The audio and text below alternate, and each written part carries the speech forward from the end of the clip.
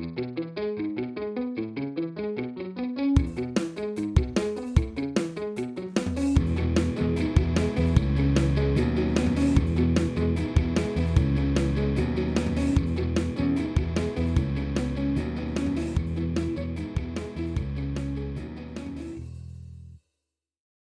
to this episode of Author Eke. I'm Travis Davis, your host. Tell us your story. Hey, everybody, welcome back to Author Eke. We have Eric Maynard today, and I'll let him go ahead and introduce himself, and then we're going to take it from there. So, Eric, all yours, man. Well, thank you, Travis, for having me on. I really appreciate it. And I really enjoyed listening to the episodes you've had out so far. It's been fun. And I'm going to tell everyone that's listening to this that they should go back and listen to all the episodes if they haven't yet. Just my personal opinion. But a bit about myself. We like that, by the way. Exactly. So a little bit about myself. If you're looking for me, my published name is E.A. Maynard. I use my initials, keep it simple. I don't try to hide who I am. I am who I am, as old Popeye used to say. Mm-hmm. And the fact is I've written 3 books. I wrote the first one, Bearman, A Road of No Return, Country Secrets, and Aftermath. I'm working on a different book now, but we can get into that later. But basically, they're set in a place where my hometown, a little farm town community area that no one knows about really. And I always joke around that my hometown had a blinking red light until I was making a comment and my mom corrected me saying, no, that light's been gone for a few years. So I come from a town that we have stop signs and that's it. And I think there's more cows than people in the area. So, but it was wonderful to grow up in. And I found that there was a side of the community, a side of the town that I grew up with that a lot of people don't think about or don't realize in the country. Mm-hmm. So, and with basically finding that I was away from that community and hearing what people thought about the country life, I started actually getting interested in dabbling a little bit into stories to where I wanted to share my history, but make it entertaining. I exaggerate a whole lot. The character is just not flamboyant, but very, I don't know the actual word to use, to be honest with you, but he's very self-confident and what have you. Right. He steps into a world of drugs, crime, all this to try to make money. He starts off as just doing it for money and then realizes he can be more than just a dealer. Okay. Once he realizes that, then the story takes off. And from there, he starts working on building his empire, making his empire, keeping his empire, and what so have you. Yeah, I like the country aspect. My dad and where my grandmother lived, their stop sign said "whoa," so when we get to stop. But out in the country, and my grandmother didn't have indoor plumbing till about 61 or 62. So it was out there in Arkansas, rural Arkansas, town called Ball Knob. Great city, nice place to raise your family. Right. So I like that aspect of it. But then you talk about rural community. There's a problem in the rural community with drugs and stuff. That's prevalent, right? Oh yeah. And that your character brings that to you. So do you write about that from their perspective or from somebody else's perspective? How do you write it? So the first 2 books are all written from the perspective of the main character, Scott Bearman. Okay. So, and the character, everyone calls him by his last name, Bearman, hint the series, Bearman series. But what it goes from is it goes into him diving into a world that like I said, a lot of people that have read my book said that they've heard of it, but they've never seen it. And then I've had people say, oh yeah, my kids talk to me all the time about this is what they experience. Yeah. Because I mean, right now, everyone, when they think of the country life, they think, oh, a bunch of farmers, a bunch of the worst that kids are going to do is drink and party, and Hicks. they think of what they hear in the country Yeah. songs. Yeah.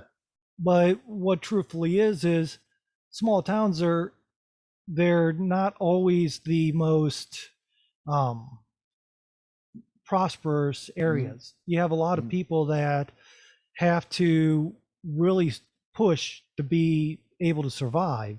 And doing that, you have the kids feeling the stress, feeling the pressure, and alcohol, it's prevalent, but there's also a side of the drugs. Right now, I know that one of the towns, Fremont, that's in the story, Fremont, Ohio, when I was going to school, there was kids that I knew that would talk about how they were part of shipments coming in all over the country, picking up drugs and selling them.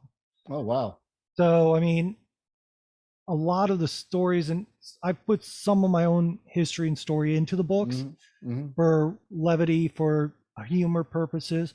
Oh, yeah. I think everybody does. I think every writer, there is something about them personal in that book. Oh yeah, some way, somehow, every Yes, writer has exactly. himself in it. Yes. And you might not realize it. The writers sometimes don't realize it, but if you're writing, you're putting yourself one way or another in at least one of the characters. I agree. Another thing that I've done is I pulled stories that I remember being told, things that I've witnessed from other people doing, that I used in there as well, that shows the complexity of the drugs. Like I'm not going to mention the actual town, but there's a town in where I grew up around us where if you wanted to get away with anything, there were certain cops you could give either drugs, money, or other things to, that they would turn a blind eye to whatever you did. Right. And everyone also thinks, oh, small town cops, let's think of Barney Pfeiffer, what so have you, the upstanding officer. People, no matter where you are, I've come to found I've traveled the country more times than I can count or want to. And the one thing I found is people are generally the same no matter where you go. They might have different attitudes, they might have different religions, different thoughts, but in a whole, you have a group of people that are going to do whatever they can to make money, succeed, survive, do whatever it takes. You have people that are happy, they don't want to know about that other side of the world. And you have a whole other slew of people. So I wanted, like I said, with my book, I wanted to bring in the idea of there's more to the country life than just flowers and roses and butterflies and what so have you.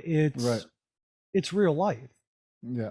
I have family, I have friends, I have people that I went to school with that I just had to stop associating with because they got too far into drugs, that their lives were devastated.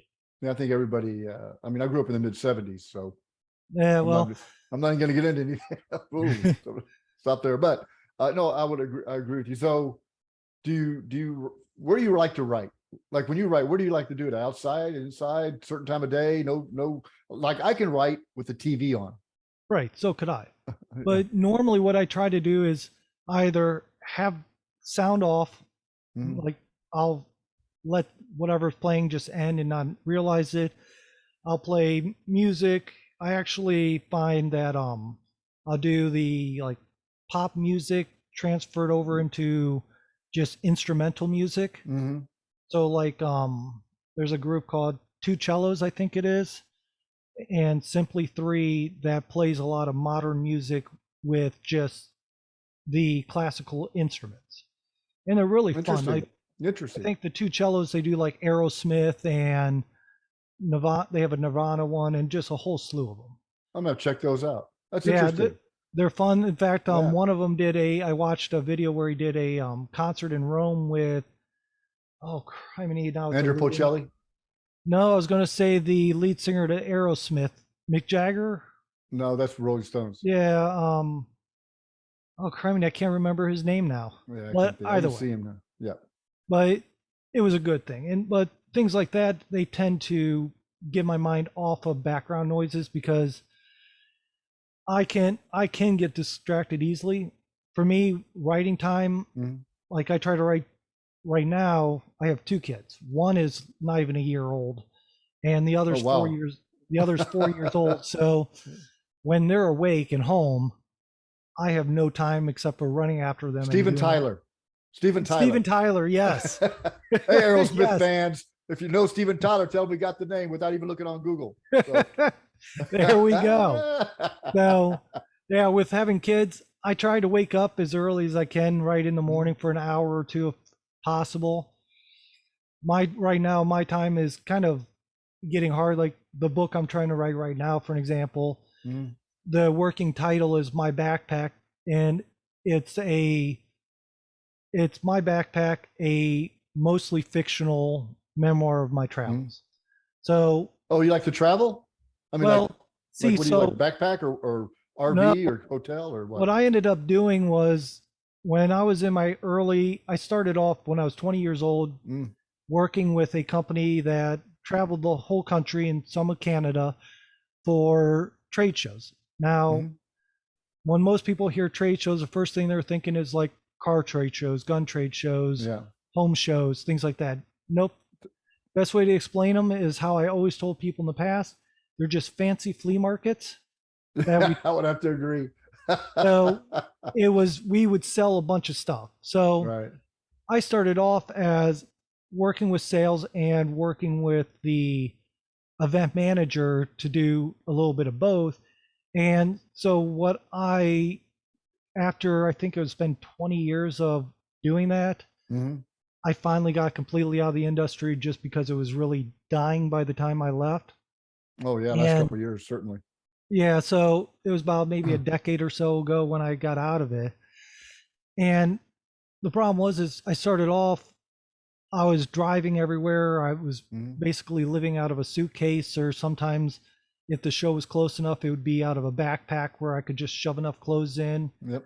that I knew once it was over, I was on my way back home, things like that. So Mhm. it starts off where I'm just starting the job back in 1999, Mhm. and I go to this event, my first event, first time I ever hop on a plane. I go to Winnipeg, Canada. First time outside Oh of a wow. small town. First Mhm. time ever out of. Well, I've been when I was growing up. I traveled with my grandparents, but Right. my first time actually out of the country, all this stuff. Mhm. First time I ever actually, I still remember that event. Always found funny that it was actually the first time I ever had anyone ask me, "Well, you have an interesting accent. Where are you from?" I'm like that, or as soon as I would say Ohio, they're like, "Oh, the Drew Carey show," and I would laugh and say, "Well, I've never met him. He's funny, but never met him." That's true though. That Yeah, takes place in so Ohio. that's what everybody associates at that time, and that's what I got a lot about when I Yeah. talked about it. So the little I get to write is during those points, but it's kind of a difficult area considering children, all the fun little events. Oh yeah. Obviously, I'm not making a killing on my books. So what I'm doing right now is I'm working as a restaurant designer, which I honestly don't think I would ever give up Mhm. just because I love designing. Right. There's something about being creative on the page and also creating something that comes to life Mhm. that kind of drives me. So even if I do win the lottery with a book deal or with somebody picking up my books Mhm. and finding they're amazing, Mhm. I think I'll always keep trying to design restaurants just because it's interesting. It's brings out Yeah. another aspect of creativity. I haven't yet met an author that doesn't have a job Right. because I mean, there's a ton of books out there. So, did you self-published or did you find a publisher? How did you work it? I One different than the other. I self-published all three books. Okay. So I looked at before I did it because when I started writing the first one, I took quite some time to write it. Mm-hmm. And I actually wrote my books in the wrong order. So yeah, I Oh, wrote Tarantino. kind of. So book two, I wrote Country Secrets first. Uh-huh. So at that point, the character's already into his drug his drug empire, his doing all these things. He has a whole bunch of bad things, Right. and he's in a serious relationship that he has to balance that with trying to do everything he's doing while Mhm. also not involving her into it. Right. Even though everybody basically knows what he does, he doesn't want her to be part of it. Mhm. So I wrote that book, and that book stemmed because when I moved out of Ohio, I moved to Maryland, right outside Okay. of DC. Yep. And I was away from all my friends, I was away from everybody I knew. And I really couldn't connect with anyone out here because the people I knew were meeting, the only sports they wanted to talk about was soccer and tennis and I lacrosse, I think it's called. Yeah, I couldn't talk about those. Yeah, and for me, I wanted to talk about hockey, football. Right. I mean, those sports that you Right. grew up in the Midwest with. Mhm. So I kind of didn't really have a good connection. So I found myself sitting at my apartment a lot. So I would get a few beers in me and I'd write a paragraph and then watch a TV show, or Yep. then I would go back, rewrite it, or I would write a couple pages, rewrite it, delete it. It Mhm. was a very long work in progress. And by the time I finished it, it was probably 6 years later. Okay. That So, I heard that's a common a lot of folks I've talked to have were writing their first book for like, year. They had the idea, right, but it's taken them just years to, because everybody's busy, right? I mean, it's hard to take your family, it's hard to take 2 or 3 hours out of a day and just write. right. So for me, it was just basically getting everything situated where I had everything the way I liked it, everything the way I Mhm. wanted it. So what I ended up doing was I ended up um finishing it right before my first son was born, Okay. or my first kid was born. And I worked through it, I edited, I sent it out to an editor who did it for free for me. So I was very lucky on that Wow, aspect. that's a good bargain. Oh, yeah. So, well, it was family too. So that made a big difference there as Yeah. well. So what I ended up I think doing, mine would have charged me more. yeah, I think so.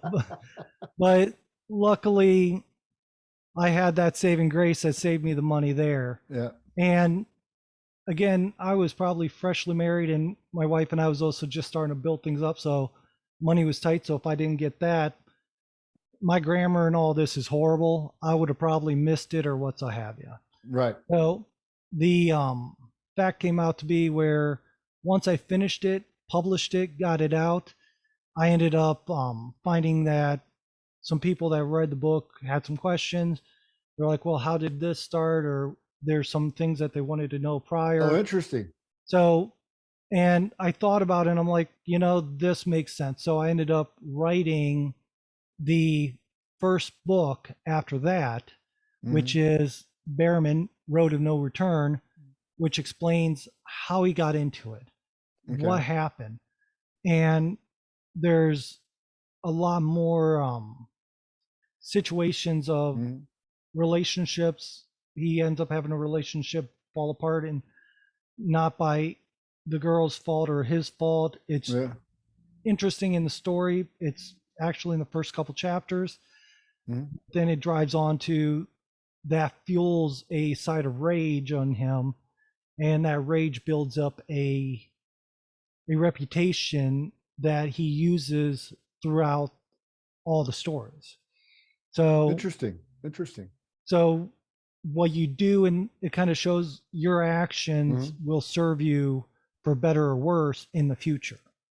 So he wasn't intentionally trying to set out for, hey, I want this reputation, Mhm. but because he was so full of anger and so full of rage, he would openly fight people. He would get violent very easily over the littlest things. And some of the things that he did to get all that anger out ended up building him a reputation where people sat there and said, don't mess with this guy.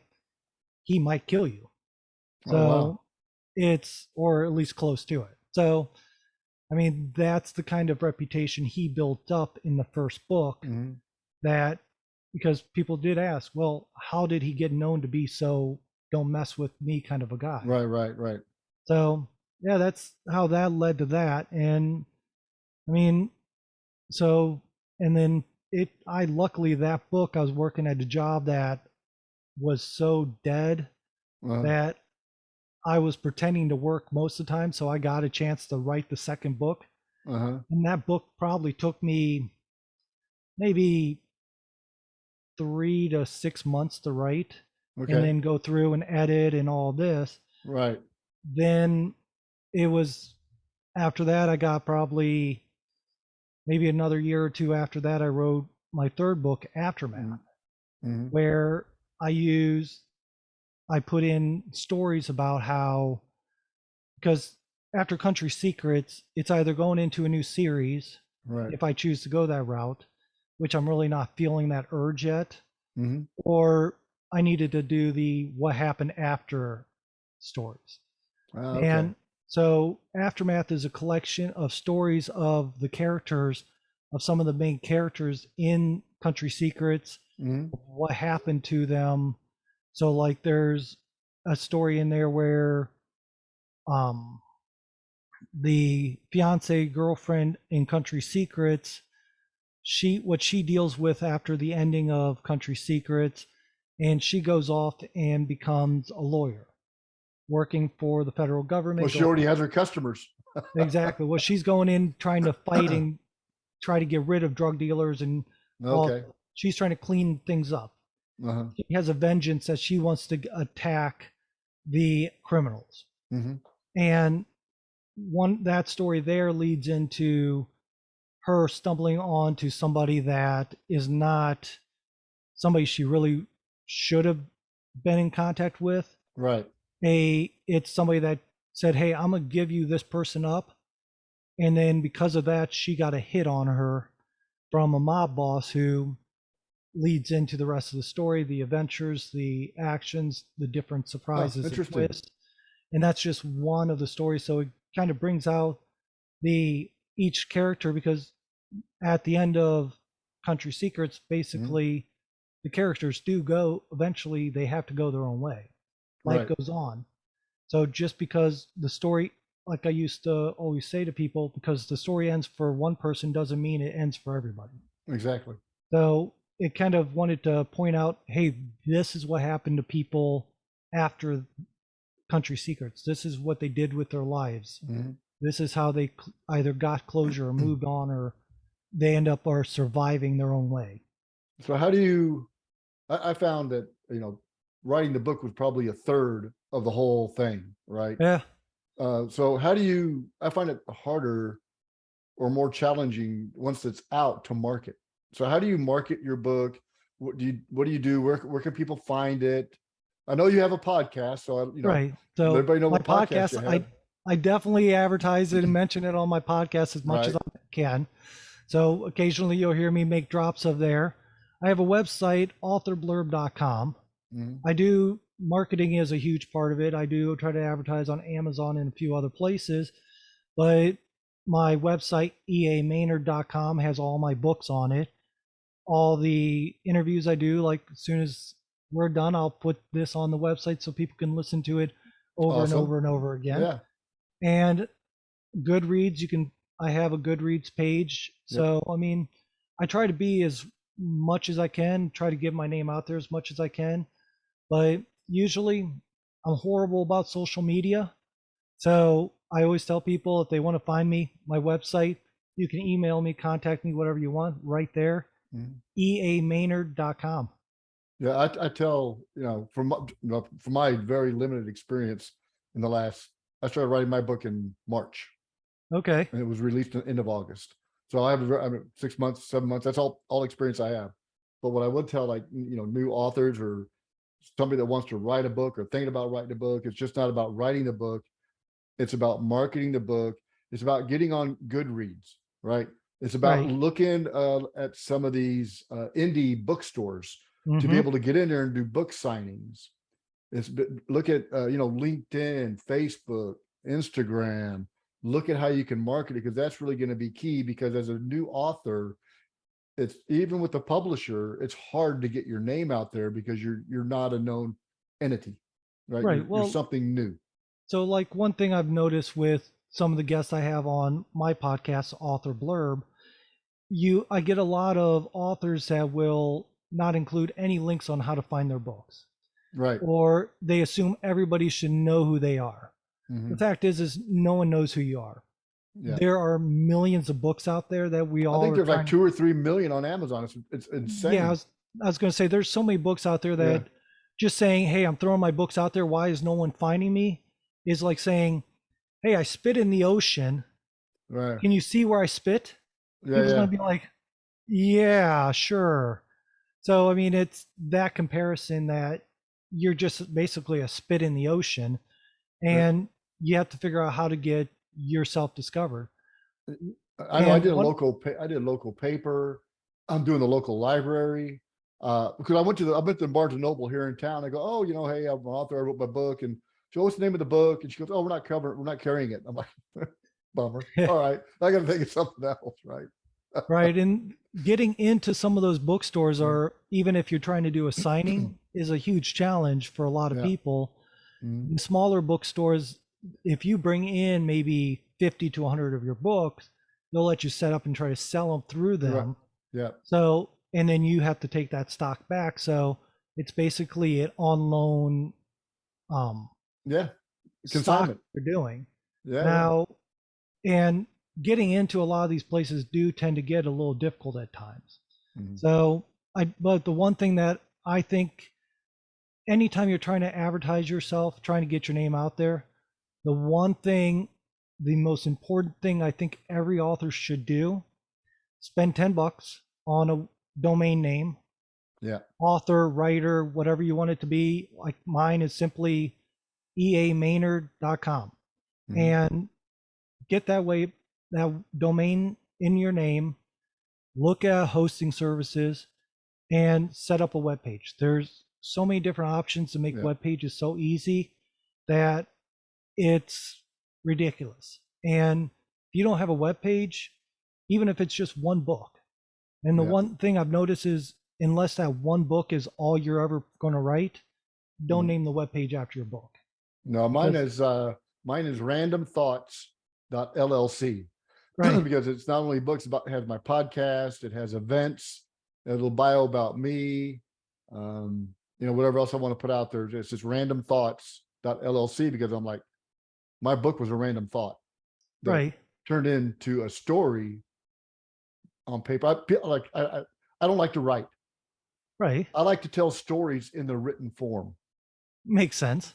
Yeah, I don't And like to write. and that makes sense. And the one big thing also is that, like you said, you have a whole bunch of other things on your web page of Yeah. what you're doing, your thoughts, your podcast. Yeah. Me, I have my podcast in my author page separate, Mm-hmm. just because of how I did it. I didn't want to. I started my author page years ago. Yeah. I didn't want to try to bring it in. Mm-hmm. So what I did is I have a small press publishing that I put everything that I publish under, Yep. and I put everything combined onto that website. So I have my Gremlin publishing that I use to put like any audiobooks that I'm trying to record. I'm working on a project now for classic Mhm. audiobooks. I'm Oh, working nice. on, so I'm trying to do like Aesop's Fables right now. Mhm. I'm recording all those, and then I'll put that on different services. I'll put it onto the Gremlin Publishing website, and I also have author blurb mentioned on there and attached. I have my author page attached to it, and who knows, if it ever grows, I'll attach other authors. But right now, it's just me, and I'm perfectly happy with that.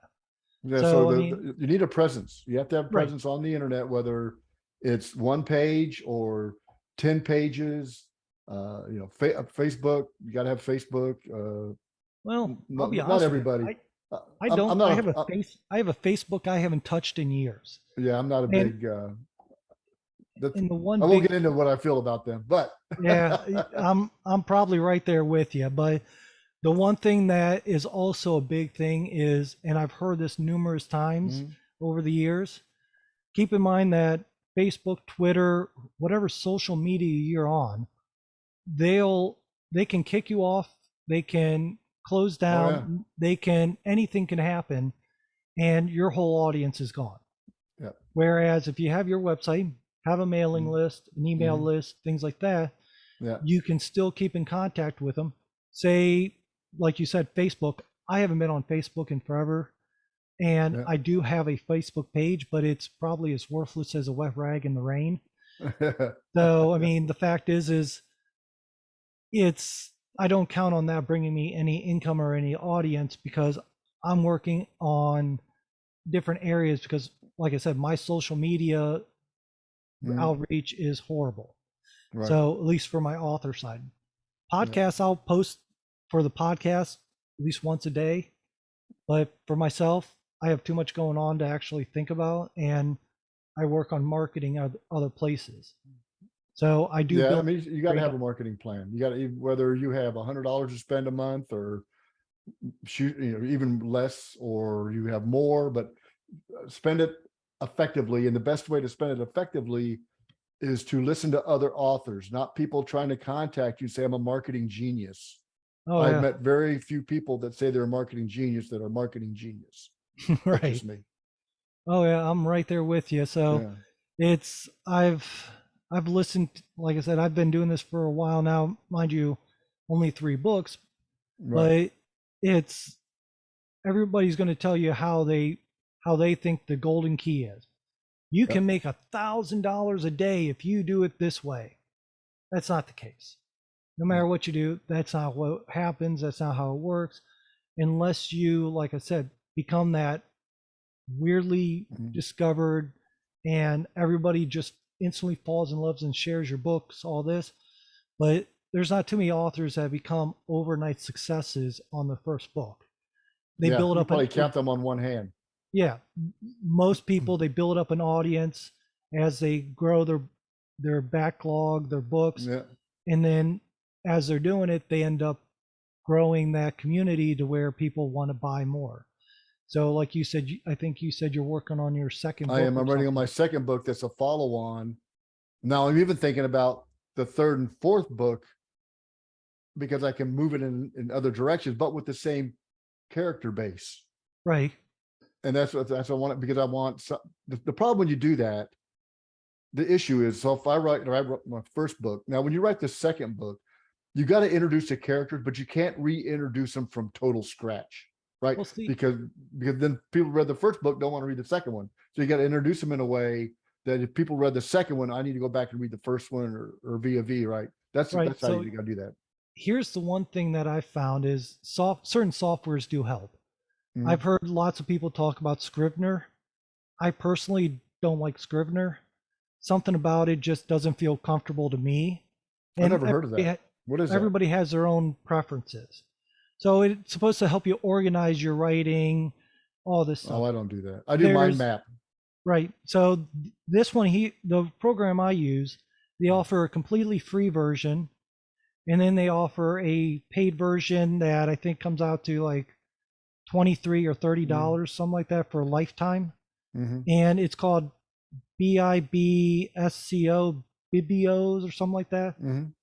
I can shoot you the link for it, but I use that for my writing, because once you put in like the character's information and you go to the next book, it'll create a sequel where those characters will follow along. And what I'm going to do with this book I'm doing, my backpack, is I'm trying to be more attentive to not just putting general information in, filling out everything. And once I'm done, what I'm going to do is I'm going to offer all that information, the character information, the town information, all the back information I have for that, offer it out to readers for free, so that they can have my insight, my information about the characters, about the places, so they can be more involved. And it also allows me to write, like I can write in little sections. So when you're in a chapter, you can write like maybe 3,000 words and be like, okay, that's the end of that section, but the chapter's not done. You can start writing in another section, so you can keep, and if you need to organize, you can organize and tweak it accordingly. I mean, it's a great software that I find useful for me, Mhm. and that's why I kind of went to the support. I paid for The full the version. version that they call it, Mhm. because it gives me more freedom to do stuff. The making sequels, because I use that from Aftermath Country Seek from Aftermath or Mhm. for Aftermath from Behrman Road of No Return. So Yeah, I was able to have I my do character. the I do the beginning, but I rewrite the beginning until I feel like it's a good beginning. But then Right, I also write the end. And then what I do is I fill it in and I'll start writing because I write linearly, right? right, So then when I start writing, I'll say, oh, like I like to walk in the morning. I walk, 4 or 5 miles, and I like to think and listen to music. Now I'll get home and I'll say, I'll just put a blurb in the book somewhere. Like I got a right. section of my book called Stuff for Book, right? And I'll just put it in there. And then as I'm writing, oh yeah, now I need to add that. And I'll add that in there. And that's how I write. I'm probably one of the most unorthodox, untrained writers in the world, Well, you but that's sound like just a how my mind pantser. works. That's You how sound that's how like my what's mind called a works. pantser. So well, actually now they fancied it up and call it discovery writers. That's me, But evidently. yeah, so basically you write by the seat of your pants. Yes. And that's what I do a lot too. So for me to stop and write, fill out the information on the characters and things like that, Yeah. kind of one, it is supposed to mean to give you more of an indication. Mhm. Plus, as you're writing through that software, you can, on a project explorer on the side, you can click Mhm. on that character and pull up all their information to see, okay, this is what this person's like. Yeah. Once you start getting a log, long, large selection of characters, Uh-huh. places, things like that, sometimes it gets kind of hard to keep track of.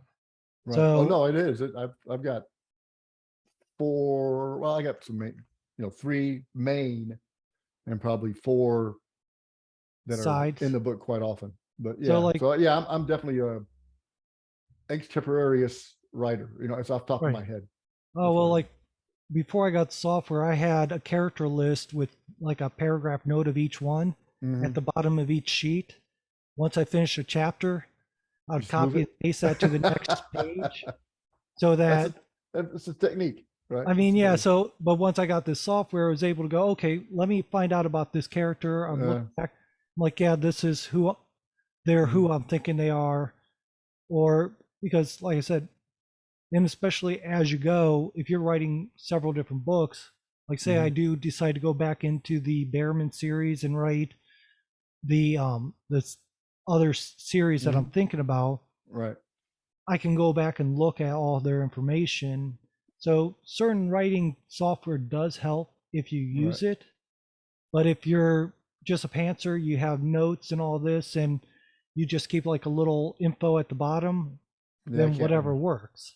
Yeah, I'm So probably the most organized, unorganized person around. Uh, but yeah, so I mean, I do. I don't know, just the way I think. It's like a squirrel or whatever, probably ADD that got me right. through life. Um, but so yeah, so great. So again, what's the name of the books and where can we pick them up? All the locations. What's your podcast again? Because I want to get all this out to the folks so they go out and check it. Because I learned something today in the podcast. Well, good. As long as I can help people, and you know, if you have questions and you want to talk to me, EA Maynard, one, I list all my books at eamaynard.com. Mhm. So, and Maynard is Maynard. You can find me there. You can email me if you have questions. If you want to know the actual software that I'm talking about, send me a message there. I'll talk to you about it. You can reach out to me at authorblurb.com as well, where my podcast is. Mhm. I I do conversations kind of like you and I are doing, which Yep. I'm actually glad to say that you're going to be on the show as well. I am. I'm So going to be on this podcast. yes, So you can so ask me questions. exactly. So we're going to dig into your book on Author Blurb Yeah. as well, where the podcast itself can be found on basically YouTube, Rumble, and any country you want to listen to it. I've seen that my listening is all over the world now. In fact, I just hit Africa this morning, so that was the final continent I needed to Oh, get. fantastic.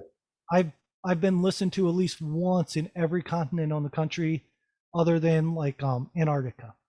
because I don't think anyone lives in Antarctica, but I could be wrong. Not permanently. So, but I keep everything there. If you don't want to go to my website, you can find my books on Amazon, on Kobo, on books or Barnes and Noble. I basically have it as widely as I can. So, and all else fails, if you Google my name, E.A. Maynard, Mhm. you're going to find my books. You're going to find me. I've tested it on several different devices, so I'm easily discoverable. So, yeah, but if you want to Even talk, LinkedIn. You can even find them on LinkedIn. yes, I'm on LinkedIn under Eric Maynard. There's that social stuff he doesn't like. Yes. So LinkedIn is one of the few that I do get kind of active Yeah. on because it's professional. And again, Yes. I get to pay attention close to the design side of food service and see authors. So it's a very creative area for me to be involved in, which a lot of people don't think of LinkedIn as a creative area. So Yeah, I think it is. It's turned that way. yeah, It wasn't so initially, yeah. I'd like to say, Travis, thank you for having me on. Thank I you do for appreciate being my it. guest. I appreciate it. Great information. And I'm looking forward to having you on so we can dive into your book as well. Because from what I'm understanding of everything I've looked at, it sounds very interesting. They go to Russia. They're going to Russia to try to foil some, I don't want to get too much away yet. Because No, if you want to hear about his book, you should come to my it's the website. next it's the next energy war. It's a Yes. what if. But I was sitting next to a lady on a plane.